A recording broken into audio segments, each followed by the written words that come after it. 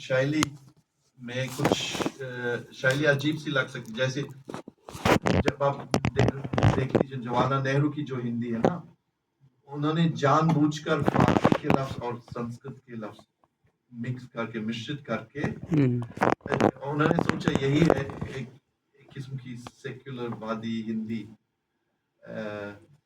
यानी इनकी सोच दुरुस्त है एक तरह से, पर मुझको लगता है फिर वो सही जुबान नहीं बनी आखिर में। तो थोड़ा सा जब मुझे ये पसंद, जैसे गाजल में फारसी अरबी शब्दावली होनी ही चाहिए। दूसरा वैसे वो संस्कृत शैली में अजीब लगता है गाजल।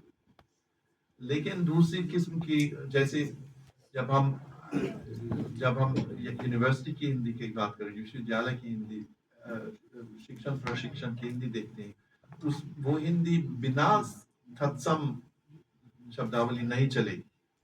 तो मेरे ख्याल से जहां एक तत्सम शब्द जरूरी है वहां इस्तेमाल जरूर करो।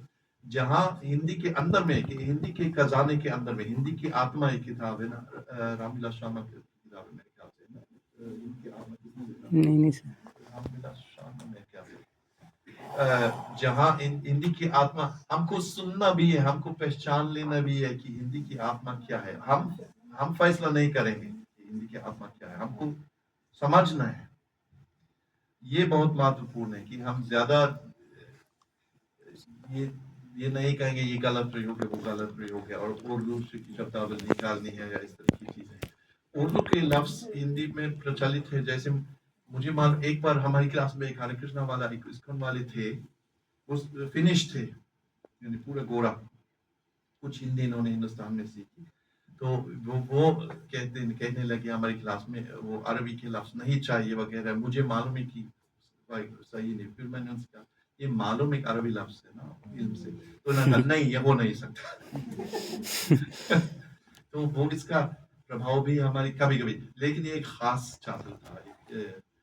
इनकी हिंदी भी खराब नहीं थी, पर थोड़ा सा थोड़ी घमंडी इनके अंदर में होने लगी। सही जानता वगैरह।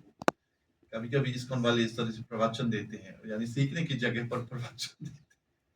तो वही है। सर, आपने एक और बात कही है, अंतरराष्ट्रीय स्तर पे